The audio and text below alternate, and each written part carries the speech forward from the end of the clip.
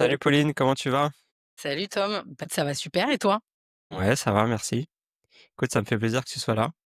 On va pouvoir échanger sur la vente notamment, Oui, un petit sujet tabou pour les entrepreneurs. c'est ça, exactement. Écoute, je démarre toujours le podcast en te demandant simplement de te présenter en une phrase. En une phrase, écoute, je pense que ça c'est possible. Donc moi je m'appelle Pauline Sarda et avec mon équipe, on accompagne les entrepreneurs en prestation de services à développer leurs compétences en développement commercial et marketing à travers, 2 programmes d'accompagnement. Un pour les starters, on va dire, et un pour les intermédiaires.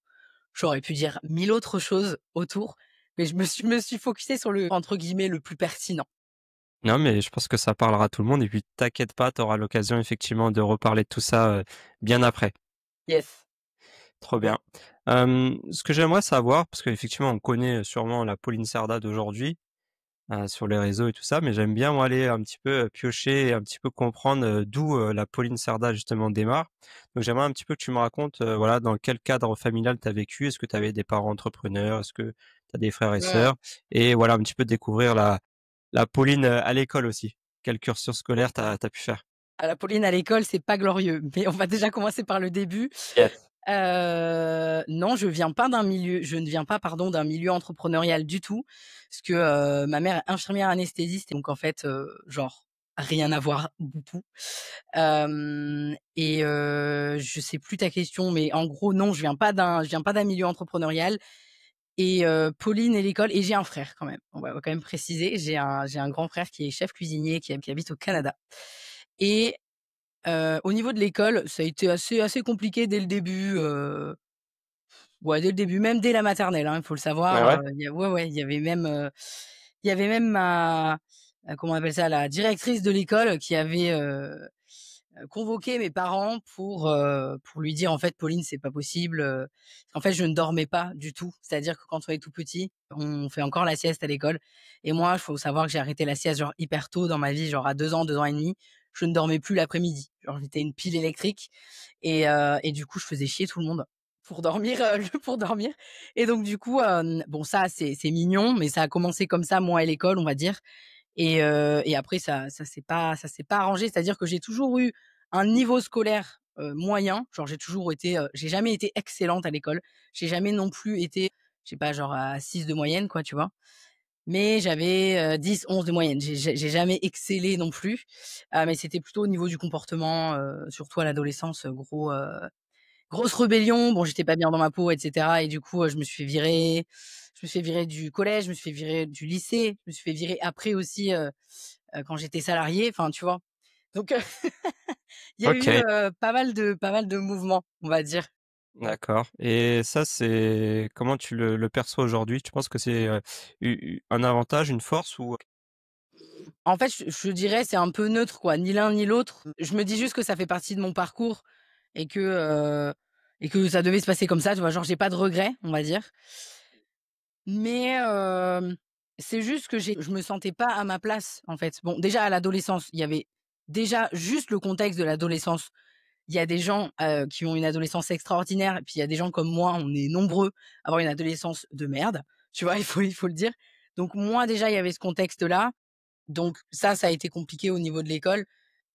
Mais après, oui, enfin, oui, ça m'a rendue, «plus forte» entre guillemets, mais comme, je dis que c'est neutre parce que pour moi, on a chacun notre parcours, et qu'il ait été, entre guillemets «bon» ou moins bon, dans tous les cas, il fait ce qu'on est aujourd'hui, tu vois? Donc bien sûr. c'est pour ça que j'ai vraiment, oui, je le vois, oui, c'est sûr, ça m'a aidé sur plein d'aspects, mais ça a été aussi plein de bâtons dans les roues pour d'autres. Surtout dans le parcours scolaire qui est très, très rigide, c'est sûr que, voilà, ça a dû être compliqué. Du coup, tu as fait quoi concrètement comme études? Au lycée et tout? Au lycée, j'ai fait un bac compta. Je me suis retrouvée en compta parce que j'étais prise dans aucun lycée, en fait, voilà, il faut être honnête. J'étais prise dans aucun lycée, nulle part. J'étais pas prise en général, j'étais pas prise dans les options que j'avais demandées, et donc ma mère, elle est passée un jour, vraiment ça s'est passé comme ça, par hasard, devant ce lycée qui proposait, évidemment privé, hein, donc il faut le savoir parce que sinon j'étais prise nulle part.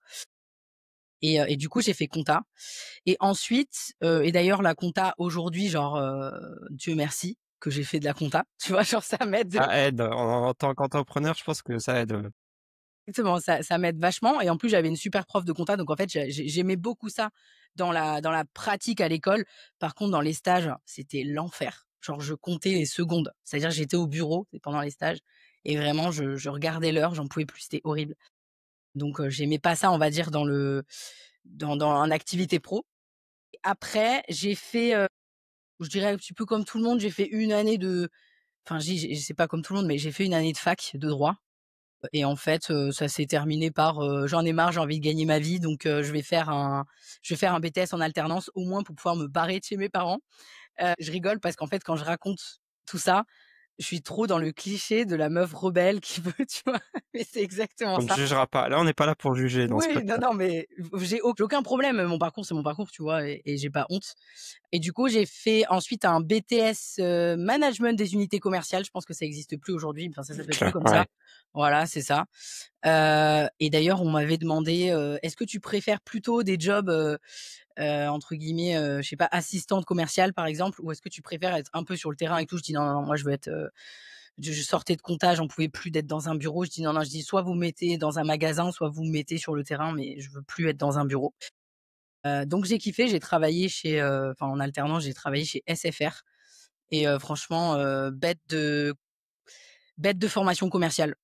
Franchement, ça a été ma 1re, formation vraiment commerciale pure et franchement, c'était le feu parce que tu as des vrais, comment dire? Tu as des vrais objectifs de vente, tu es primé, enfin, tu vois, tu as tout le côté vraiment commercial, tu as le package, quoi. Tu l'embrasses à fond et du coup, ça, j'ai trop aimé et après, je suis partie au Canada, j'ai bossé et quand je suis revenue, Si là-bas, c'est, avec ton frère? Il y a un lien avec ton frère ou pas ben, en forcément? fait, rien à voir, non. En fait, moi, je suis partie au Canada parce que, j'avais envie d'une expérience à l'étranger. Donc moi, je suis partie et quand je suis revenue, c'est mon frère qui est parti. Mais en fait, ça n'avait vraiment, rien à voir initialement et mon frère, par contre, lui, il y est toujours, tu vois? Ça fait, 7 ans qu'il y est, quoi et quand j'étais au Canada, j'étais, responsable adjointe d'un magasin en fait, c'était un magasin, on va dire, d'ameublement, mais c'était un peu très, très, cher. Tu vois? J'étais dans un quartier, anglophone de Montréal et tout. Donc voilà, donc j'ai fait ça et quand je suis rentrée, j'ai recherché un CDI rapidement pour pouvoir reprendre un appart et en fait, je me suis vite rendu compte que parce que là, tu m'avais parlé que des études, mais je donne juste le contexte, en fait, parce qu'après j'ai repris mes études pour faire très court. Le dernier job que j'ai fait, c'était chez Apple et j'ai été virée sur la fin, et du coup, là, j'ai dit: «Bon, c'est bon, quoi, ça fait 3 fois dans ta vie que tu te fais virer», parce que j'ai pas parlé des autres, mais voilà et donc je me suis dit: «Bon, OK, c'est la première fois de ma vie que, j'ai profité, entre guillemets, du chômage». Parce que jusqu'ici, j'avais toujours, cherché du taf et donc là, ensuite, j'ai choisi de reprendre mes études. J'ai profité aussi, on va dire avant de reprendre mes études, d'un temps un peu off pour pouvoir me remettre en question parce que clairement je comprenais pas pourquoi je me faisais virer, tout le temps en fait, hein, concrètement. Enfin, il y a plein d'expériences pro où ça s'est hyper bien passé, mais il y en a eu aussi 3 quand même, 3 sur 6 en fait en réalité où je me suis fait virer, donc c'est quand même beaucoup et j'ai repris mes études en marketing, donc j'ai fait une licence en marketing et juste après je me suis lancée dans l'entrepreneuriat. Ça s'est fait un peu vite après la reprise des études. C'est-à-dire que quand tu reprends tes études en marketing, tu as cette ambition déjà de vouloir aller dans l'entrepreneuriat ou pas spécialement? Alors, la version exacte, c'est que j'avais, pris une formation à distance pour être architecte d'intérieur. Non, mais le truc rien à voir, hein. Parce qu'il faut savoir que, quand j'étais commerciale, j'ai aussi eu des jobs de cuisiniste. Donc là, je faisais, des plans, enfin, on m'avait appris, tu vois, à utiliser les logiciels 3D et cetera et donc je faisais des plans, plus je vendais les cuisines et donc l'aspect, architecture d'intérieur me plaisait aussi.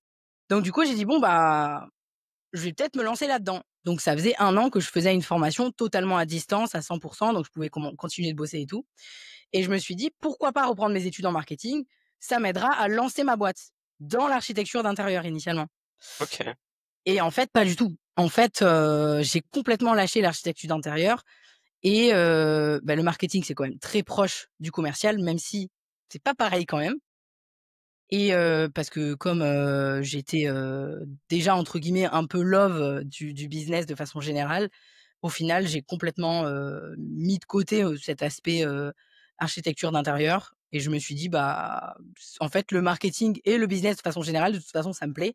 Donc pourquoi j'irais pas tout de suite dedans au lieu de me dire: "Je vais lancer une boîte d'autre chose", quoi?» Et voilà. Et d'ailleurs, je crois que c'est peut-être la première fois que je fais référence à ça sur un épisode de podcast dont tu as l'exclu. J'ai aucune honte là-dessus, mais c'est vrai qu'initialement, c'était ça. L'objectif, c'était quand même de monter une boîte, mais pas nécessairement, dans la partie business, quoi, on va dire. OK, ça marche. Mais tu ressentais en tout cas le besoin d'apprendre la compétence marketing pour, en tout cas, avoir une structure en plus fiable et plus, sereine? Ouais, c'est ça. En fait, je me suis dit, «OK, j'ai vendu» entre guillemets pendant longtemps, mais se faire connaître, avoir de la visibilité autour et cetera, ça, je sais pas faire.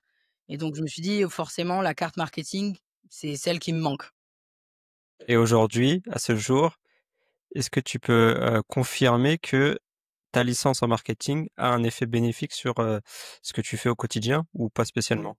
Si, si, quand même. Si, si, en fait, c'était vraiment, la corde qui manquait à mon arc commercial, tu vois? Je te dirais. Donc pour moi, l'un ne va pas sans l'autre et d'ailleurs, je trouve ça trop dommage qu'aujourd'hui, encore, il y ait des boîtes, même des grosses boîtes qui séparent les services. Tu sais, il y a un service commercial et il y a un service marketing. Pour Mmh. moi, ça devrait être, heu, ils devraient être en gros dans le même open space, quoi. Bah, oui, c'est lié, ouais. Bah, Parce c'est que comme c'est aujourd'hui dans l'infoprenariat, tu as le pôle closing et le pôle marketing aussi, hein. et ça, je comprends pas, tu vois? Parce que pour moi, la puissance, c'est vraiment les 2 ensemble, vraiment, quoi. Ouais. OK, mais ça, je pense qu'on va effectivement, on va y revenir. Mais avant que j'oublie, j'aimerais bien que tu me parles justement de tes 2 expériences parce que du coup, tu as dit que ton premier job, c'était, SFR et après tu as été vendre, hem, du mobilier de luxe au Canada. Déjà, du coup, c'est quand même 2 cibles différentes, 2 peut-être, mindset différentes. Tu as vendu du coup des forfaits à, je sais pas, à 10 balles, 20 balles, vs des trucs, à des milliers d'euros. Avec quoi tu ressors de tout ça? Bah, honnêtement, on pourrait se dire: «C'est plus difficile de vendre des meubles», je sais pas, ouais, très chers, surtout que c'était des meubles de designer, donc on vendait, ouais, des meubles chers, quoi. En fait et c'était beaucoup plus difficile d'être commercial chez SFR que de vendre de l'ameublement, pourquoi? Parce qu'en fait, la grosse différence qu'il y a entre les 2, c'est que dans le «magasin» entre guillemets, c'était pas un magasin de luxe non plus, mais on va le dire comme ça pour que ça soit plus simple. Donc dans le magasin de luxe, on était sur une avenue très connue à Montréal, anglophone, où c'était dans un quartier riche, plutôt. Donc du coup, bah, concrètement, on avait les gens qui rentraient dans le magasin. Oui, d'accord, on avait, une petite phase de recherche des besoins à effectuer, mais concrètement, ils savaient déjà ce qu'ils voulaient. OK, bah, je veux telle chaise, je veux la chaise Eiffel, je veux le machin, je veux le truc. OK, on vend. C'est facile, en fait, hein, c'est facile. Par contre, chez SFR, c'était pas du tout ça. On pourrait se dire, bah, c'est bon, c'est facile. Les gens, je sais pas, je veux un iPhone, je veux acheter l'iPhone, tu vois? Non, non, ça va plus loin que ça. Tu fais une vraie recherche des besoins, tu cherches, si tu peux lui vendre aussi autre chose, tu vois? Tu as de la vente additionnelle, tu as de l'assurance à vendre ou pas, tu as, des alarmes, tu as plein de ventes additionnelles à faire autour, potentiellement et donc tu as une vraie recherche des besoins beaucoup plus poussée que sur le magasin de meubles. Donc ce que je dirais, c'est ce qui est sûr, c'est que moi, je préfère les process, type «SFR» entre guillemets, tu vois? Si je devais avoir, une nuance entre les 2. Et d'ailleurs, je pense que c'est pour ça que j'ai beaucoup aimé être cuisiniste, typiquement. Parce que OK. cuisiniste, ça a mêlé les 2. Ça a mêlé la partie recherche des besoins, la partie un peu vente longue, parce qu'une cuisine, tu la vends mini entre 3 000 et 20 000 €, tu vois? C'est large, mais ça va dépendre de ça. Et donc ça veut dire que ton client, tu le vois pas qu'une fois. Tu le vois 1, 2, 3 fois entre tu fais les plans, il revient, tu le relances, il faut qu'il revienne, il faut faire les cotes, il faut faire les machins, il faut, bref, il y a plein de choses à faire. Plus potentiellement tu négocies, parce que ça aussi. Et donc là, c'était le must parce que pour moi, ça rejoignait les 2. Que la partie, «ameublement» entre guillemets que j'ai fait à Montréal, le truc qui était hyper intéressant, c'était l'aspect management parce que c'était la première fois qu'on me prenait sur un poste. C'était un petit poste de manager, mais j'étais quand même manager. Donc c'était ça qui était intéressant et après il y avait l'aspect anglais, puisque je ne savais pas foutrement parler anglais et que, quand ils m'ont embauché, je leur ai dit clairement, je leur ai dit: «Non mais par contre, je ne parle pas anglais du tout les amis». Et en fait, ils m'ont dit: «Non mais c'est pas grave, dans tous les cas, on est dans un quartier anglophone, tu ne vas avo 98 des clients, ils parleront anglais, donc dans tous les cas, tu auras pas le choix. Dans tous les cas, Bah, on belle sait que tu vas expérience, hein. apprendre». Ça c'est fou parce que jamais on fait ça en France, tu vois? Au Canada, on te laisse la chance, tu vois? Ou même, j'ai pas vécu aux États-Unis, mais c'est un peu le même mindset, quoi, là-dessus. OK. Et tu penses qu'aujourd'hui, du coup, là, tu as parlé de la cuisine, des différentes méthodes, tu as parlé aussi de process. Est-ce que tu retrouves, du coup, aujourd'hui des choses que tu as récupérées là-bas, que tu implémentes aujourd'hui, avec Step 22? Ouais, il y a plein de choses. Heu, Déjà, il y a l'aspect, relance commerciale et suivi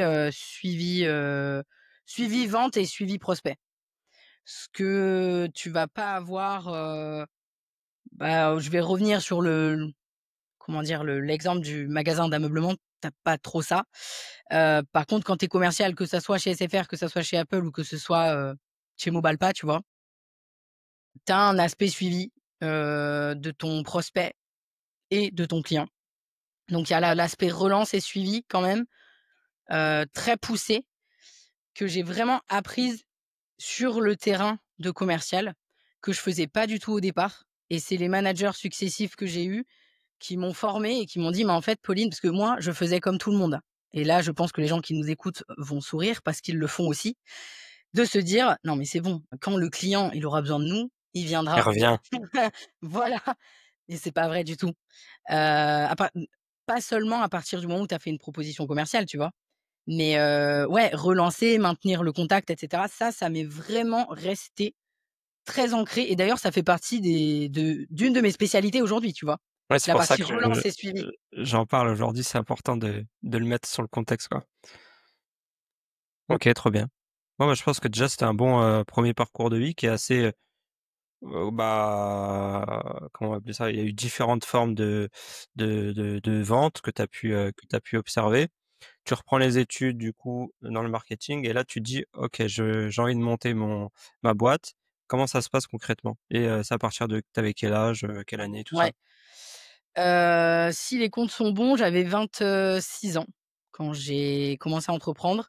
En fait, la fin de mes études, de ma reprise d'études, je l'ai effectuée j'avais un stage de 6 mois à effectuer, je l'ai fait dans une start-up, qui travaillait en B2B et du coup, je me suis retrouvée, pendant 6 mois à faire beaucoup de LinkedIn déjà, parce que c'était du B2B et donc à l'époque aujourd'hui, il y a un peu de B2C sur LinkedIn, mais c'était pas vraiment le cas il y a 7 ans concrètement et cette boîte-là, ça se passait hyper bien et en fait, ils m'ont dit: «Nous, on aimerait bien te prendre en freelance». Genre, en gros, on peut pas t'embaucher parce que ça coûte trop cher, hein, faut le dire, Mmh. c'est ça. Mais par contre, on serait OK de bosser avec toi en freelance. Donc là, j'ai commencé à me dire: «OK, ouais, pourquoi pas?» C'est-à-dire que si on revient à ce que je disais tout à l'heure, oui, initialement, j'avais repris mes études pour potentiellement entreprendre quelque chose, mais une fois que la partie «architecture d'intérieur» entre guillemets m'était un peu sortie de la tête, je m'étais dit: «Bon allez OK, je vais peut-être travailler 1 an ou 2, je sais pas, en tant que chargé de marketing dans une boîte, puis on verra si je me lance plus tard». Et au final, cette proposition, elle est venue, ouvrir la possibilité de me dire: «Bah, peut-être que je peux le faire maintenant». Au final, ça s'est pas fait du tout parce que, le tarif que je leur proposais, tout en sachant qu'on est d'accord que c'était clairement du salariat déguisé ce qu'ils me proposaient, puisqu'ils voulaient du full time et tout. Donc le tarif que je leur proposais convenait pas. Donc au final, ça s'est pas fait. J'ai gardé de très bons liens avec eux, mais ça s'est pas fait. Et en fait, à partir de là, ils ont ouvert une porte, tu vois? Je me suis dit: «Bah, ouais, pourquoi pas?» et je me souviens aussi qu'à l'époque, ça, j'en ai déjà parlé sur des interviews et cetera. Mais du coup, je refais un clin d'œil, à Julia de I Don't Think I Feel, parce que, je suivais déjà Julia depuis des années en mode, passif quoi, elle parlait de sa vie de freelance et tout et à ce moment-là, j'ai pensé à elle et je me suis dit: «Mais franchement, si Julia l'a fait, je peux le faire», tu vois? OK. Et donc du coup, voilà, je me suis lancée dans l'entrepreneuriat, vraiment, j'avais zéro plan. Ce qui est pas, le must, tu vois? Donc je m'étais dit: «Bon, OK, je vais faire à peu près ce que je faisais dans la boîte dans laquelle j'étais» et donc je me suis lancée comme ça, en full indé et j'étais community manager, mais ça n'a clairement pas duré OK, longtemps. tu as commencé en tant que CM alors. Bah, est-ce que c'était le truc un peu à la mode à l'époque? Il y avait quelques métiers qui commençaient à apparaître, dont la partie SEM? Je pense que j'ai surtout pris le plus simple pour moi. Tu sais, c'était ce que je maîtrisais le mieux, ce que j'avais pu faire aussi en partie, même si je faisais pas que ça dans la boîte dans laquelle j'étais.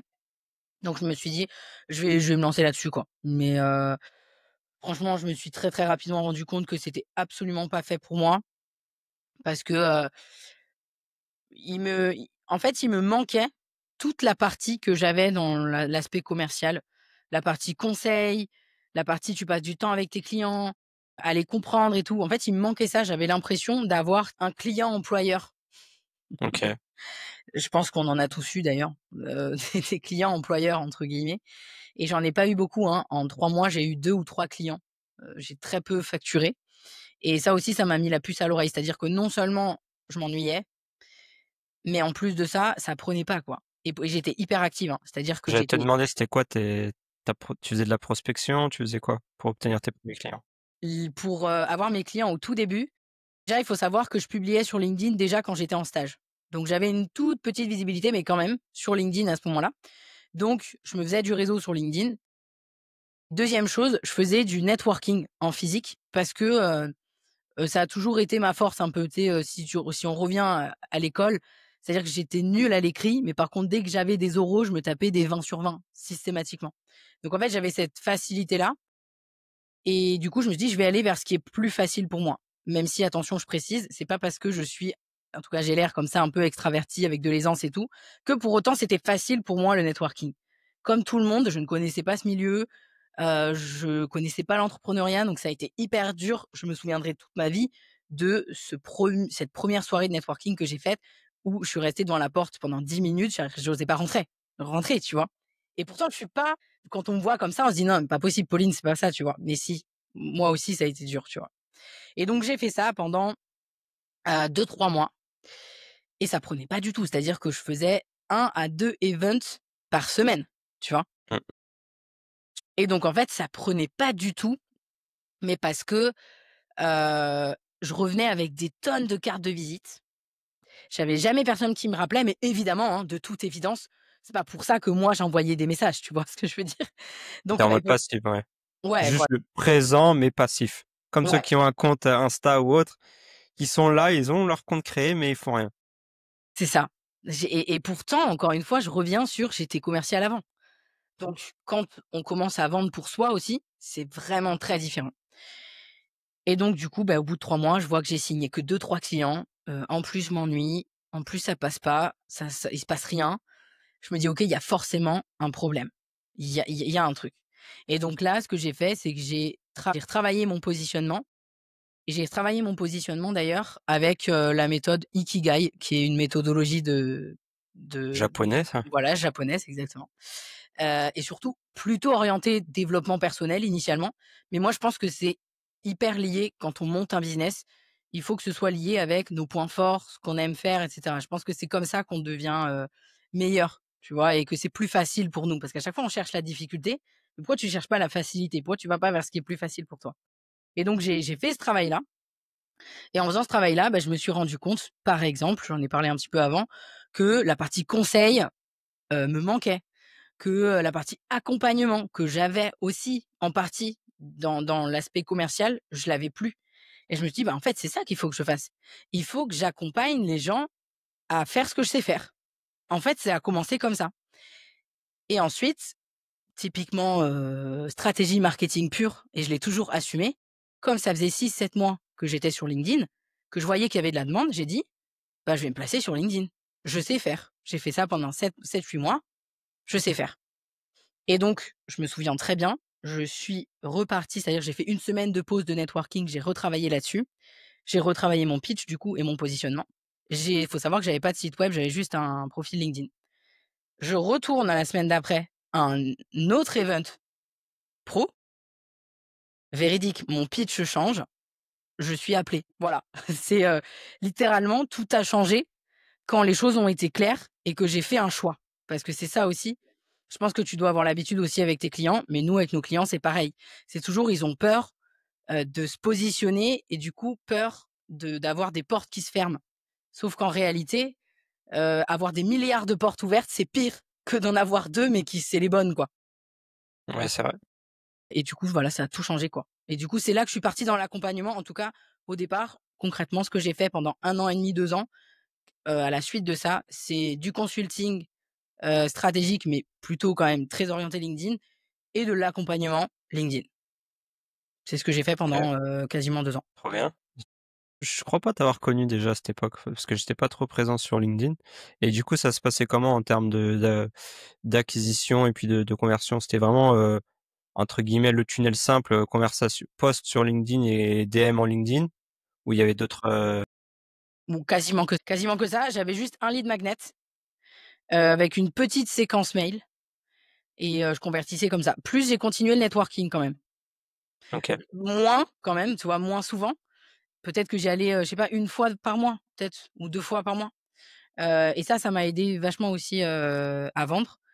Et après c'est allé hyper vite, hein, j'ai généré, en fait, j'allais dire comme tout le monde, mais c'est pas forcément le cas, mais comme beaucoup d'entrepreneurs, j'avais la chance d'avoir le chômage. Bon, très petit chômage, mais chômage quand même, on est quand même bien content quand il est là. Moi, par contre, j'étais vraiment dans le mindset, heu, je veux en être, dépendante le moins possible et donc je veux m'en débarrasser le plus vite possible. Donc concrètement, j'ai commencé à entreprendre, c'était fin octobre 2018. En mars 2019, donc c'était, 6 mois après concrètement, je générais déjà 3 000 € hors taxes par mois, tu vois? Ouais, c'est bien. Ouais, donc c'était hyper bien et donc j'avais plus besoin du chômage. Bon, ce qui est un peu con, c'est que j'ai cotisé pour 2 ans et qu'en fait j'ai utilisé 6 mois, mais ça c'est autre chose. Du coup, tant mieux et après ça a été exponentiel. Donc évidemment, si je suis pas passée à 10 000 par mois, en 2 secondes, mais parce que du coup 2019, après c'est arrivé jusqu'à mi-2020. Mi-2020, bon, bah, il y a eu une petite baisse quand même, hein, puisqu'il y a eu le choc, de l'annonce de notre cher, président de la République: «Nous sommes en guerre» et donc du coup, je me souviens d'ailleurs ce soir-là que, j'organisais ma première re petite formation collective à distance que ce qui était prévu, tu vois? Et j'avais vendu 8 places, j'avais 8 places, j'avais vendu 8 places. Ce soir-là, j'ai reçu, à 21:00, 6 mails me disant, «Non Pauline, en fait, non, je vais pas prendre». Tu m'étonnes.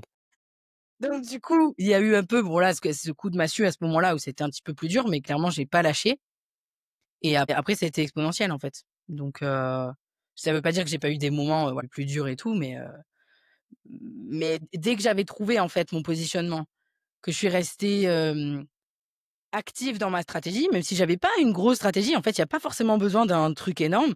J'avais LinkedIn, j'avais un lead magnet et je faisais du conversationnel. Voilà, et ça a marché, tu vois, concrètement.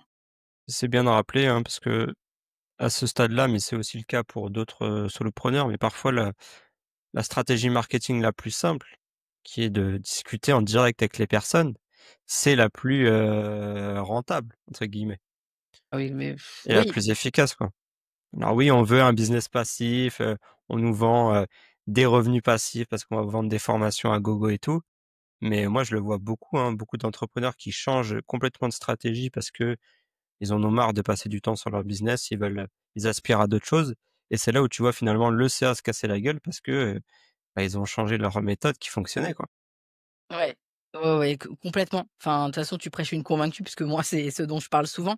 Mais c'est vrai que, typiquement, là, cette dernière année, dans les entrepreneurs qu'on a accompagnés, bon, bah, voilà, on a eu, comme toujours, des entrepreneurs qui ont des meilleurs résultats que d'autres, mais ce qui est normal, hein, en fonction des marchés et cetera, ça fluctue. Mais dans, les entrepreneurs qui avaient un petit peu plus de mal ou qui avaient des fois des baisses de chiffre d'affaires, bah, moi, le premier truc que je recommande, c'est absolument pas de, mettre de la pub, sur un tunnel, hein, pas du tout. Moi, ce que je recommande, c'est de faire du conversationnel, de d'aller en fait, d'aller au devant de la scène, en gros. Aller parler à ses clients directement et ça va tellement plus vite. Tellement, tellement, tellement, tellement plus vite pour avoir des résultats et pour faire du chiffre rapidement. Et donc ça marche quand on est en situation entre guillemets «potentielle» de crise ou de baisse de chiffre d'affaires. Mais je pense que c'est quand même important d'avoir toujours ça, en fond. Tu vois? C'est bien les stratégies et toi tu en parles aussi beaucoup et moi aussi j'en parle beaucoup, les stratégies un petit peu plus passives, même si, vraiment le passif n'existe pas, hein, faut être clair. Hem, mais je pense qu'il faut toujours qu'il y ait un pilier en fait, j'aime bien appeler ça commercial à papy, tu vois? Et est-ce que du coup voilà, on va rentrer dans le dur. Est-ce que de la création de contenu, c'est de la conversation comme tu viens de le dire? Alors, la création de contenu en elle-même, non, parce que si tu fais que publier et t'attends que les gens viennent, pour moi, absolument pas. C'est du passif à 1000 et donc ça suffit pas. Par contre, si tu mêles les opportunités que tu crées grâce à la création de contenu, que derrière tu vas faire levier, tu vas converser, là, on est sur quelque chose de proactif, tu vois? Et c'est là que ça marche. Parce que ça aussi, bref, enfin moi, ça me fait de la peine de voir, autant d'entrepreneurs qui voient, sur internet: «Il faut créer du contenu, il faut créer du contenu». Ils ne créent que du contenu, ce qui est déjà beaucoup, mais ils font que ça et qui attendent gentiment que les gens, viennent, dans leurs DM. Mais, en fait, ça se passe pas comme ça et moi, ça me rappelle, même si c'est un petit peu différent, mais ça me rappelle un peu l'époque il y a 10 ans, quand les gens se lançaient pour être, blogueurs, tu vois? Bah, ouais, mais être blogueur et en vivre, ça arrive à 1 des gens qui ont créé du contenu et qui ont créé des articles sur internet, tu vois? Il faut être honnête et donc aujourd'hui, ça me fait de la peine de voir qu'il y a autant d'entrepreneurs qui essaient quelque part d'être ce blogueur, et d'être ce 1 pour vivre de son activité. Sauf qu'en fait, ça suffit pas, tu vois? Donc ça marche, mais il faut du conversationnel et du commercial à papy autour. Enfin, vraiment, pour moi, c'est indispensable. À part si tu as 4 ans devant toi, je sais pas, tu viens de toucher un héritage ou tu as 4 ans de chômage et ça n'existe pas 4 ans de chômage. Logiquement, il faut que tu retravailles entre les 2. Voilà. OK, non, mais c'est bien de remettre aussi, la création de contenu, on va dire, dans son contexte parce que oui, tout le monde peut faire de la création de contenu, mais comme tu dis, si derrière tu as pas de stratégie commerciale, bah, ça mènera à rien, quoi et tu vas t'épuiser, tu vas dire: «Bah, je comprends pas, je fais de la création, je publie tous les jours, je fais de la danse, TikTok, machin Ouais. chouette, mais j'ai pas de vente». Ouais, mais c'est C'est normal, tu vois? Bah, en fait, moi, je pense que en fait, ça peut marcher, hein, en full «passif» entre guillemets, mais ça prend énormément de temps. Tu vois, en fait, c'est ça. C'est, je sais qu'aujourd'hui, par exemple, je suis beaucoup moins proactive qu'à mes débuts, par exemple. Tout simplement parce que j'ai un petit peu moins besoin, parce que j'ai un système qui fonctionne un petit peu pour moi, qui continue pour moi. Mais avant d'arriver à ça, bah, il faut mettre ses mains dans le cambouis, hein, tu vois? Alors, je mets toujours les mains dans le cambouis, mais c'est juste que en termes de si on fait, la proportionnelle par rapport à un business, c'est beaucoup moins qu'au début, quoi. Non, mais c'est bien que tu puisses le rappeler. Ça sert de Après, c'est sensibilisation. mon point de vue, tu vois? Mais je sais que c'est un peu, des fois, il y a des gens qui seront pas d'accord avec moi, tu vois? Et je suis complètement, il y a pas de souci, on peut débattre. Mais ouais, moi, je suis assez persuadée de ça. Il faut être proactif, quoi. OK, ça marche. Du coup, on va dire que tu fais tes 1 armes sur LinkedIn pendant, du coup, tu as dit 1 an et demi. Après, il y a le covid. Bah, comment tu réagis, par rapport à ça et du coup, vers quoi tu vas? Déjà, le covid, bon, forcément, tu as quelques jours un peu de sidération, c'est normal. Mais j'ai clairement, j'ai pas baissé les bras, en fait. Je me suis dit: «Mais de toute façon, la vie va continuer, hein». La vie va continuer, moi, comme j'avais, je te dirais 70 de mon chiffre d'affaires qui était déjà, en fait, généré à distance. Je faisais déjà du visio, je faisais plus de présentiel, c'est-à-dire que j'avais des accompagnements, tu vois, en présentiel, j'en avais plus qu'aujourd'hui. Aujourd'hui, j'en ai pas du tout, tu vois? Aujourd'hui, tout est en ligne. Mais, concrètement, j'ai au de ce point de vue-là, je me suis dit, «Il faut en faire une opportunité». Vraiment, je l'ai vu comme ça. Et ça a été le cas puisque, il y a eu une augmentation, à ce moment-là de la demande, d'accompagnement, de formation et tout donc on le sait, hein, c'est pas nouveau, hein, le secteur de la formation a explosé à ce moment-là. Donc du coup, ça s'est plutôt bien passé de ce point de vue-là et en fait, fin 2000, fin 2020, je me retrouve, bon déjà entre-temps je passe en société parce que j'étais en micro-entreprise et je passe en société parce qu'en fait je dépasse le plafond. Donc, tu vois, ça est quand même allé très vite tout ça, puisque j'ai fait pas mal de chiffres assez vite finalement et je me dis: «OK, j'ai 3 mois d'attente sur mes coachings ou consulting et presque tout autant juste pour m'avoir en call». Donc j'ai dit: «Bon, OK, c'est cool, c'est trop bien, il y a du chiffre qui rentre». Heu, déjà je commençais à me poser la question: «Est-ce que vraiment j'ai envie de faire du LinkedIn, ever?»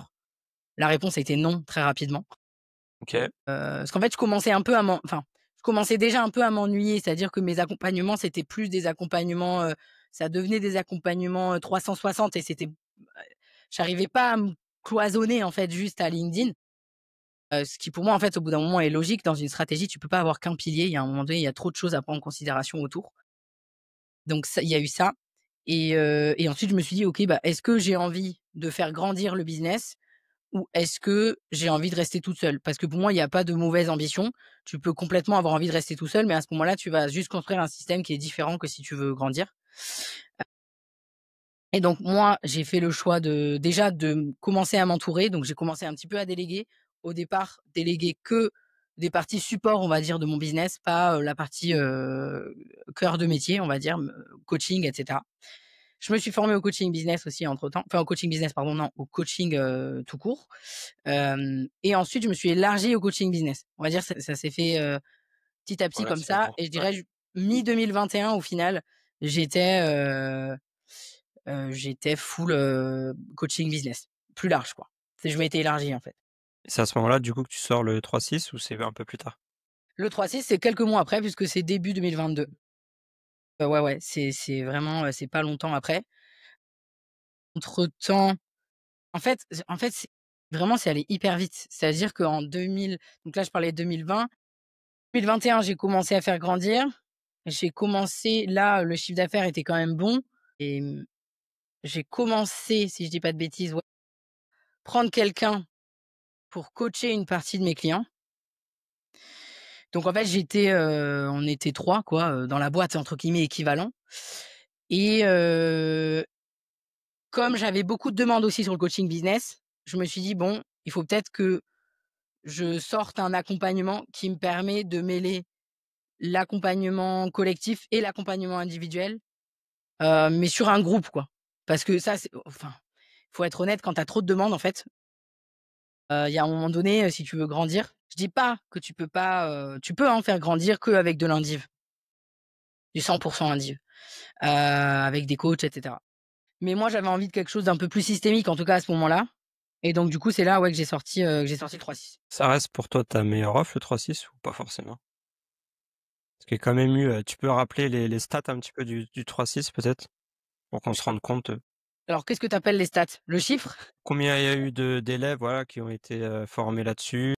On a accompagné un peu plus de 100 entrepreneurs. C'était des entrepreneurs plutôt semi-avancés, je dirais.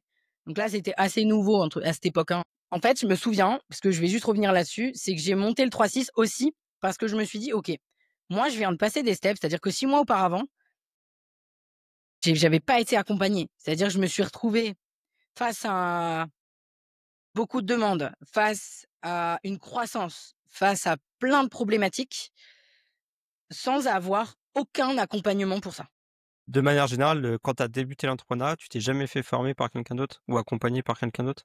Avant que je réfléchisse, Peut-être non. sur des sujets, Oui, j'ai peut-être pris quelques consultings ici et là, mmh, mais j'avais jamais vraiment pris d'accompagnement, et le moment vraiment charnière où il y a eu finalement cette croissance, là, je me suis sentie vraiment seule, et donc du coup, là, je me suis dit: «Putain, il me faut absolument quelqu'un qui est au step du dessus, quoi. Il faut qu'il m'accompagne», et je n'ai trouvé personne.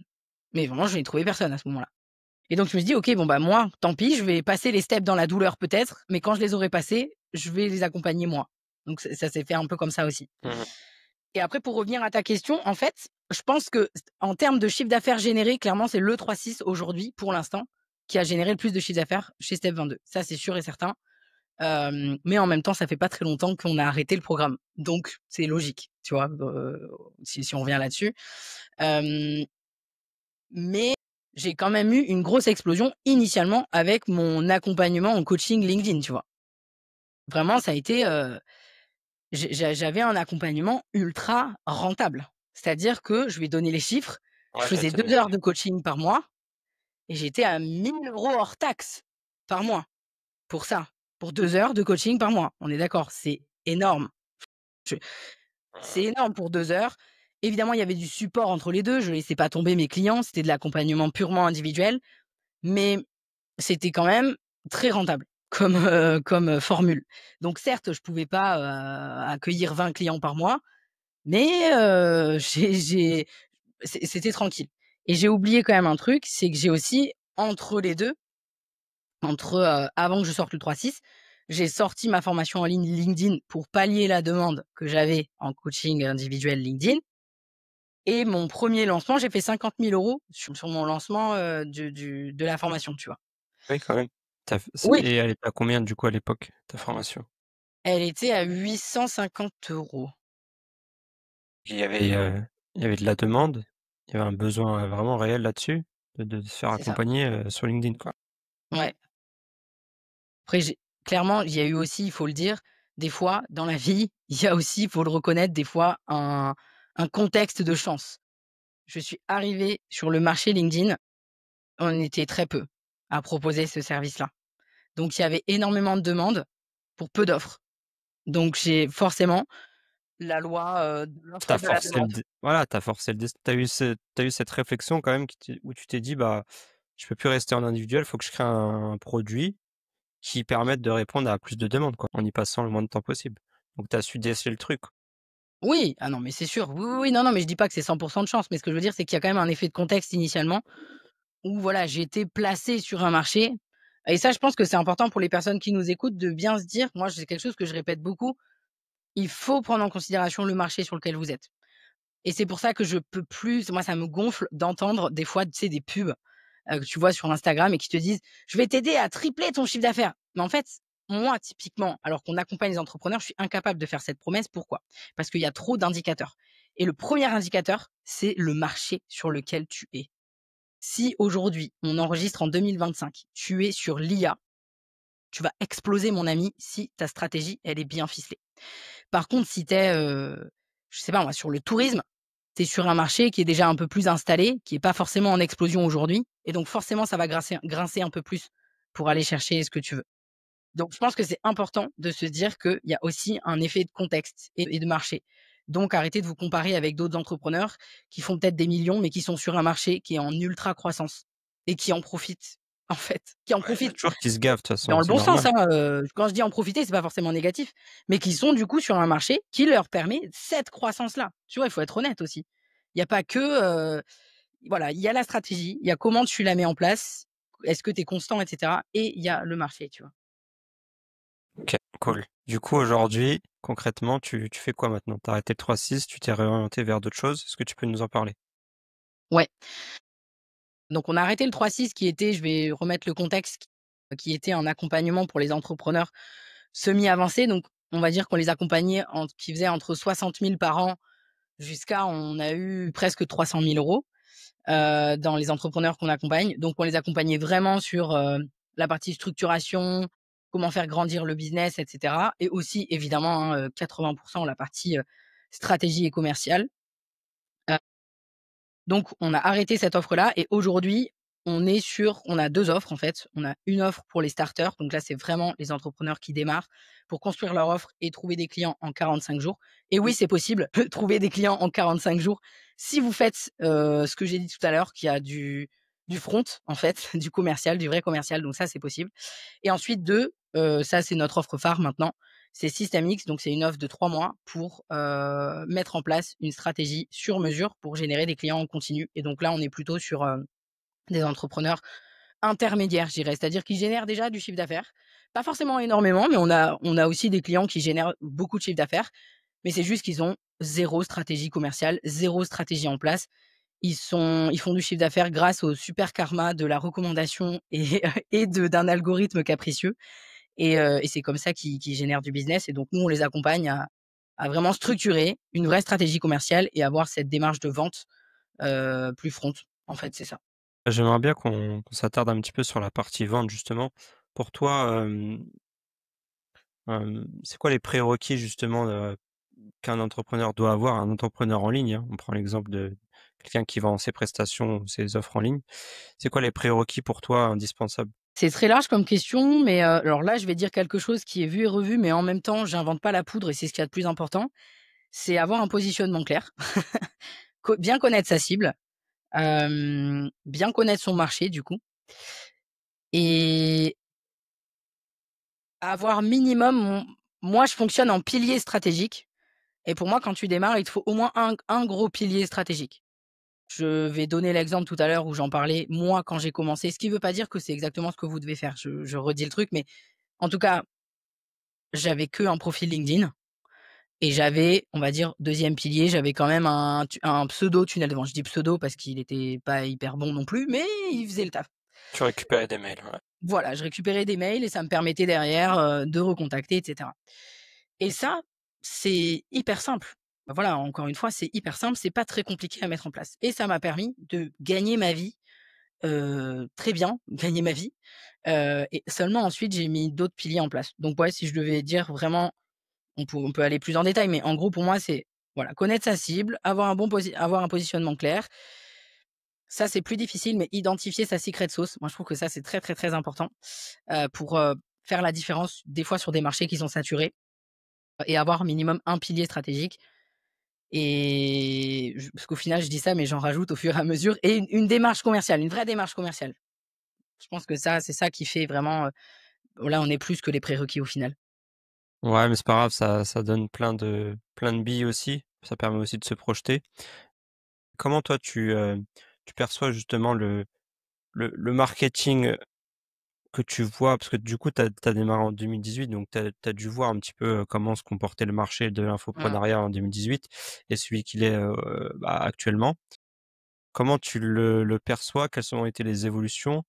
Et après on fera le lien justement avec la vente. Comme tu dis que ils s'associent quoi, ils sont complémentaires.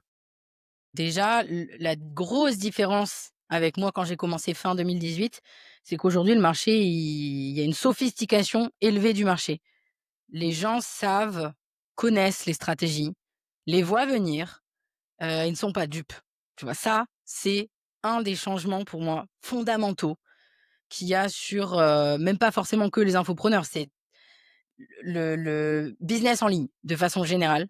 Donc les gens se font pas duper. Donc ça veut dire qu'il faut être très, très bon, en marketing aujourd'hui, je trouve pour sortir du lot et sur la partie commerciale, on va en parler.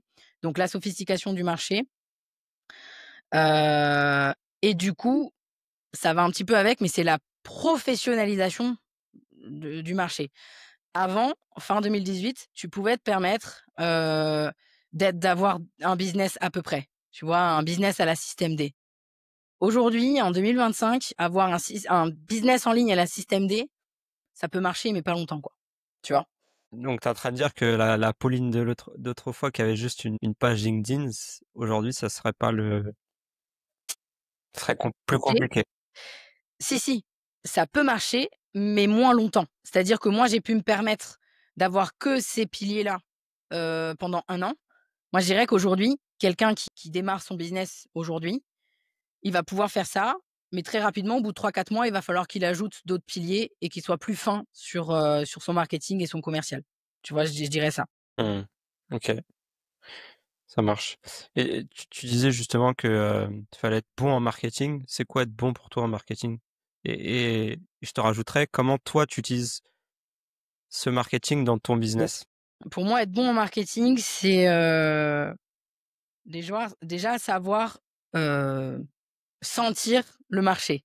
C'est bizarre dit comme ça, mais très concrètement, ce que ça donne, c'est être curieux de ce qui se passe autour de vous, être curieux de ce qui se passe chez les concurrents, même si vous les considérez comme des confrères, consoeurs, enfin ce que vous voulez, il y a quand même des concurrents et c'est une réalité. Donc il faut les prendre en considération et il faut jamais croire que tout est acquis. Jamais. Nulle part dans aucun domaine de vie d'ailleurs, je pense, mais encore plus là-dessus et c'est ça qui permet de bien sentir le marché et ensuite de basico-basique, mais si tu connais bien ta cible, tu sais exactement, tu connais ses freins, tu vas pouvoir bien utiliser, hem, comment dire? Retranscrire ses émotions, ce qu'elle vit et donc du coup, elle se sentira comprise. Je trouve que ça se joue beaucoup quand même, hein, on appelle ça le copywriting, mais ça se joue beaucoup aussi dans le copywriting pour moi, le marketing. Hem et j'en ai un troisième, peut-être qu'il reviendra après, mais j'en ai un troisième qui me vient en tête, et qui me revient pas. Mais en tout cas, c'est quelque chose que, voilà, tu retranscris sur ton business actuel. Et en tout cas, c'est pas parfait, hein, comme, chez tout le monde. En Mmh. tout cas, j'essaye un maximum, oui, c'est ça. C'est, d'avoir le bon copywriting, d'être bien à l'affût de ce qui se passe, de jamais croire que tout est acquis, de toujours être en adaptation. On dit toujours, par exemple, «Bah, ouais, mais c'est bon, j'ai construit mon offre». Bah, c'est bien, mais ton offre, dans 6 mois, tu vas encore la changer, peut-être même dans 3 mois, peut-être même dans 2 mois.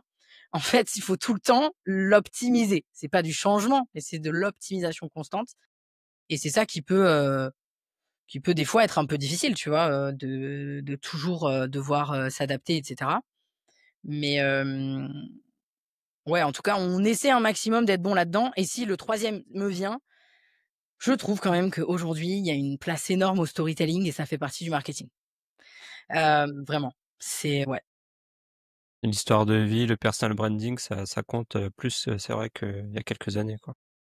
Et même la manière on parle beaucoup de personal branding en storytelling, mais je pense qu'il y a aussi tout simplement, même si c'est une marque, la manière de raconter la marque.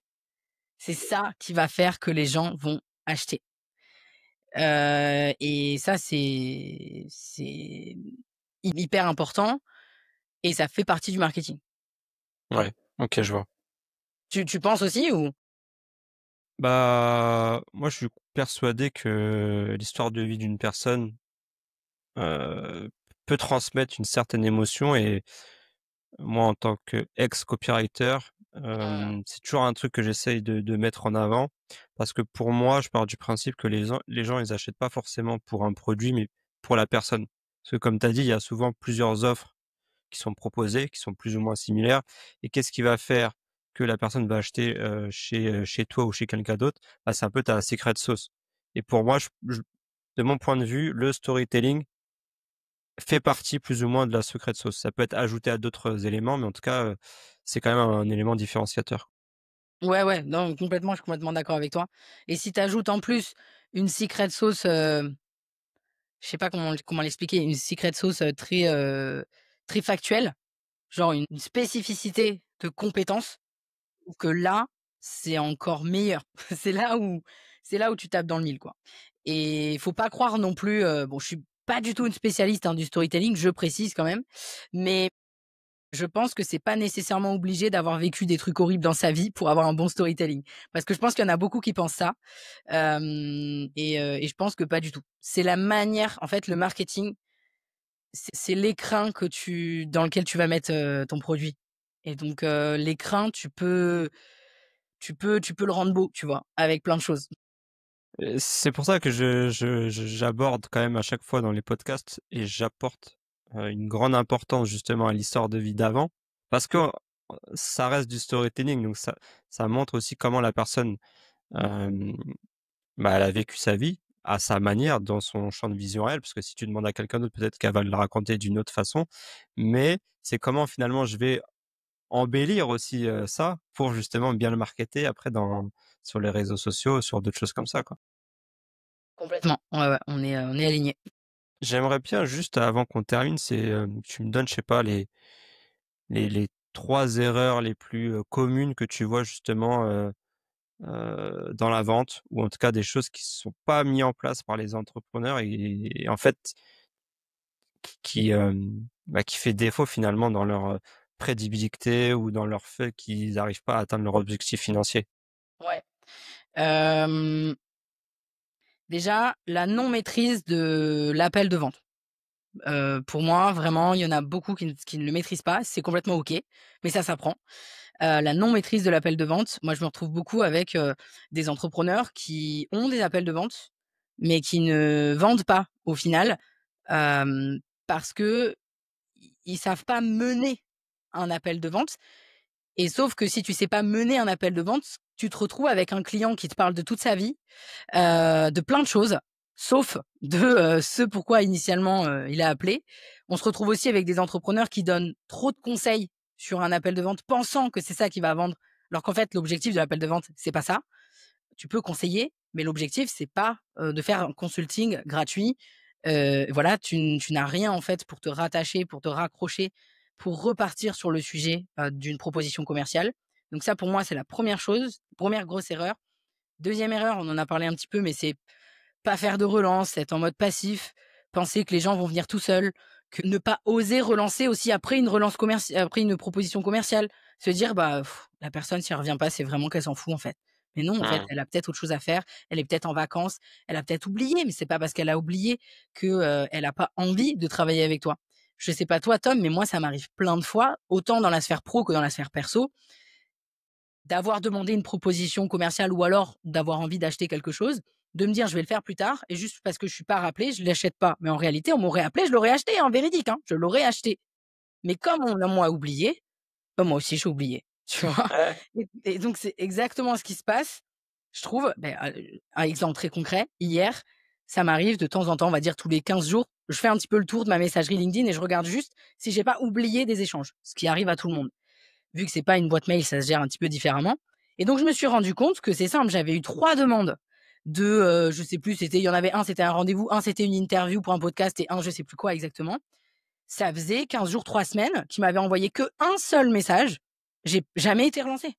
Donc en fait, j'ai renvoyé un message, j'ai dit: «Désolée, ton message, en fait, il est parti à la trappe complet, je suis désolée, mais en même temps, tu aurais pu me relancer», tu vois? Parce qu'en fait, OK. si tu m'avais relancé, je t'aurais répondu. Donc voilà. Et du coup, ça serait quoi le petit tips, entre le moment où j'envoie une proposition commerciale et le temps que je dois attendre avant de te relancer? Pour pas que ça fasse, «Ah merde, je suis trop Ouais. insistant». Ça va dépendre de 2 choses. Ce qui est important, je parlais justement, ça va dépendre de la première erreur dont j'ai parlé. Si tu ne sais pas mener tes appels de vente, ça veut dire qu'à la fin de tes appels de vente, tu n'as pas de billes, pour poursuivre. C'est-à-dire que soit tu as pas de billes pour faire une proposition commerciale, soit tu ne connais pas l'étape suivante. L'étape suivante, c'est quoi? C'est demander à ton prospect, mais distinctement, «Dans combien de temps vous voulez revenir vers moi?» ou «Est-ce que vous pouvez revenir vers moi dans une semaine?» Vous avez un oui, vous avez un non, vous savez où vous en tenir. Si la personne, elle vous dit 15 jours, vous avez une échéance de décision, parce que je précise que mais ça, on pourra en faire un épisode complet ailleurs, mais l'objectif n'est pas de vendre forcément tout de suite, parce que ça aussi, on pense que c'est ça, mais pas forcément et c'est pas parce que quelqu'un réfléchit qu'il n'achète pas, ça, c'est faux aussi, parce que ça va dépendre de vos relances derrière. Donc imaginons que tu dises 15 jours, tu, on va dire, tu conviens de 15 jours d'échéance avec ton prospect. Dans ces cas-là, moi, ce que je recommande, pardon, c'est de le relancer à, on va dire, c'était J+15 à J+17, tu vois? T'attends quand même, tu lui envoies pas un message un jour avant: «J'attends encore votre réponse». Non, on laisse le temps au prospect de répondre. Il a le droit d'avoir son moment de réflexion.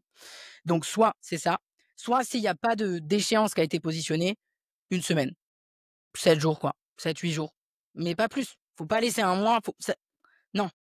Et pareil, position commerciale, je parle surtout pour les consultants.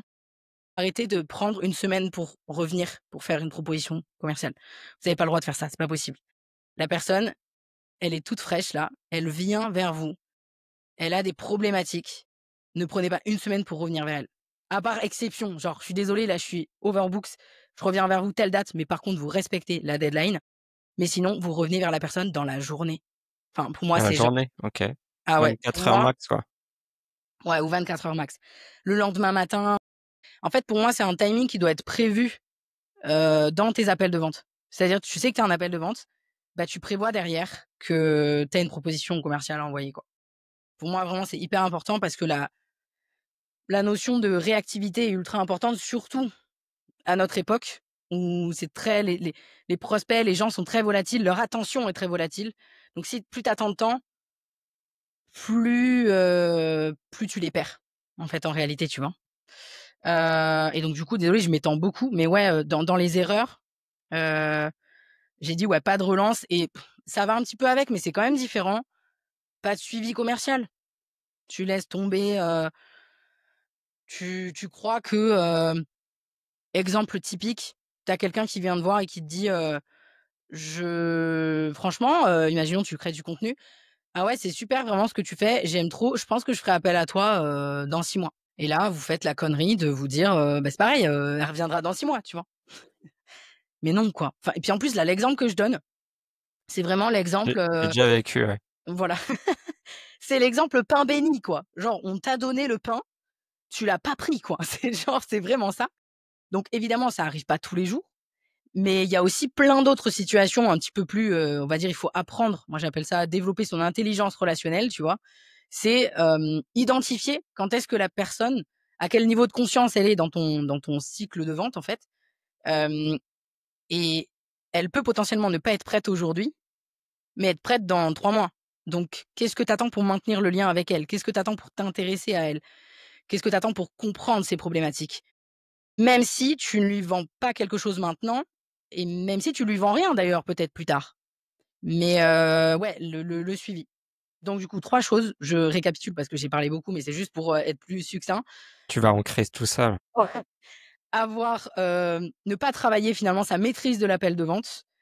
2e chose, pas de relance. et pas de suivi commercial. Je pense que ça, c'est vraiment genre les erreurs que je vois le plus. Et ça, même pour des personnes comme moi qui, détestons la vente, qui n'aimons pas, vendre des choses aux autres, quoi. Oui. C'est vrai que c'est des trucs assez simples, notamment la relance, le point 2 et 3 ne génèrent pas forcément beaucoup de stress ou en tout cas d'énergie et c'est vrai que ça peut sauver, parfois des ventes, quoi. Quand tu as mal fait le taf dans le 1er point, le fait de relancer ou d'avoir ce suivi peut permettre de sauver la vente, quoi.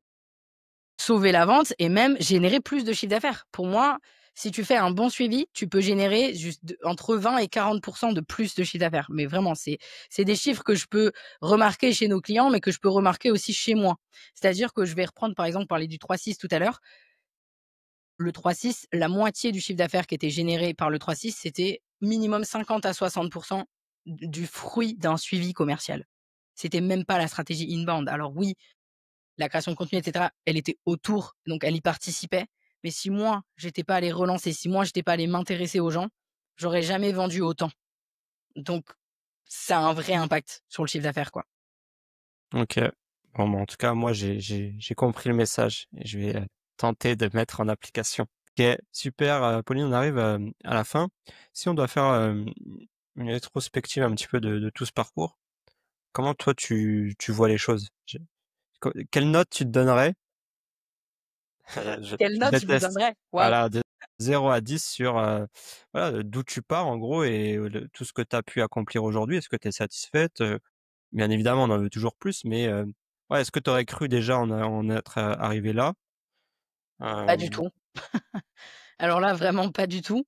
Surtout, j'aime bien appeler ça mon starter pack life qui était pas ouf, quoi. Vraiment, tu te fais virer de partout, il y a plein de choses, même dans la vie perso qui étaient vraiment pas dingues. Mais ouais, une note de 0 à 10, moi je te dirais un bon 7 quand même. Je pense que je suis, on va dire que je suis là où personne m'attendait, tu vois? En tout cas, les gens d'avant, entre guillemets, et OK. donc je l'ai pas fait pour les autres, je l'ai fait pour moi. Mais oui, je suis quand même, assez fier de ce que j'ai fait, même s'il y a des difficultés, même si Ça, c'est normal, tu vois, en tant qu'entrepreneur. C'est vrai qu'on n'a pas forcément trop parlé des échecs, mais on est tous passés par des moments plus ou moins difficiles, quoi. oui, oui, non, complètement. Bah, j'allais dire, en fait, on y passe tous, parce que là, c'est vrai qu'on a parlé un peu des côtés glorieux finalement, et on a moins parlé des trucs moins glorieux. Mais il y en a eu beaucoup et il y en aura encore, et c'est OK. Tu vois? Ça fait partie du Ça marche. Je termine toujours l'épisode par des petites questions en vrac, où, l'idée c'est de répondre le plus, instantanément possible, donc il y a pas de questions pièges, t'inquiète. C'est plus pour apprendre à te connaître. Si tu prends un petit déj, tu plutôt salé ou sucré?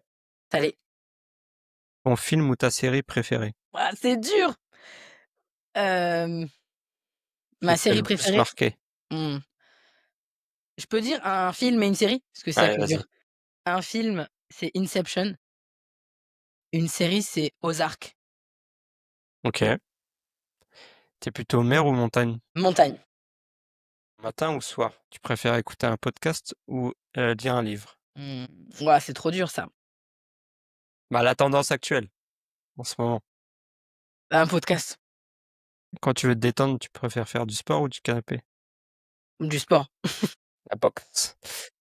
Tu préfères travailler dans le silence ou avec de la musique? Avec de la musique. Tu plutôt organisé ou freestyle? Organisée. Et la question 1 000 000, tu préfères 1 000 000 cash maintenant ou 10 000 € par mois à vie? 10 000 € par mois à vie. Ça marche. Pas de justification, t'inquiète Ouais, pas. ouais, ouais. Non, je justifie pas. Trop bien. Écoute, on est sur la fin. Est-ce que, je sais pas, tu as un dernier message que tu aimerais partager? Rebondir sur un truc dont on a déjà parlé ou carrément un truc, que tu as envie de partager? Déjà, merci de m'avoir invité et de m'avoir offert cette opportunité, et après, moi, le truc que j'ai envie de dire, c'est, gardez en tête que vous avez le pouvoir sur votre vie, et en fait, arrêtez d'être spectateur de votre vie. Genre, tu vois, c'est le truc que j'ai envie de dire, parce que on croit qu'on n'a pas le pouvoir, et en fait, on a le pouvoir sur énormément de choses. Évidemment, on n'a pas le pouvoir sur tout. Je veux pas qu'on retienne: «Ah ouais, Pauline, c'est, une de ses coachs qui dit qu'on a le pouvoir sur tout». Non, pas du tout. la météo, ce que les gens pensent, des choses qui vont vous tomber dessus, la maladie, ce genre de choses, c'est des choses qu'on ne contrôle pas. Donc oui, il y a des choses qu'on contrôle pas, mais il y a tellement d'autres choses qu'on peut faire pour avoir ce qu'on veut dans la vie. Donc en gros, le truc, ce serait, ouais, de retenir, prenez vos responsabilités, mais le prenez pas en mode: «Si je suis responsable, c'est que je suis coupable». C'est: «Si je suis responsable, j'ai le pouvoir». Tu vois? Je dirais plutôt ça. OK, belle, citation, pour finir le podcast. Ça. On mettra, en bas de toute façon les différents liens de tes réseaux sociaux et puis même, de tes différentes offres si des personnes, veulent apprendre la vente ou en tout cas avoir de la structure pour, générer du chiffre d'affaires de manière prédictible et vous savez où toquer. Bah, écoute, merci beaucoup, hein, en tout cas. Un grand merci à toi et puis, je te souhaite toute la réussite du monde. Merci à toi Allez, bye aussi. bye. Bye bye.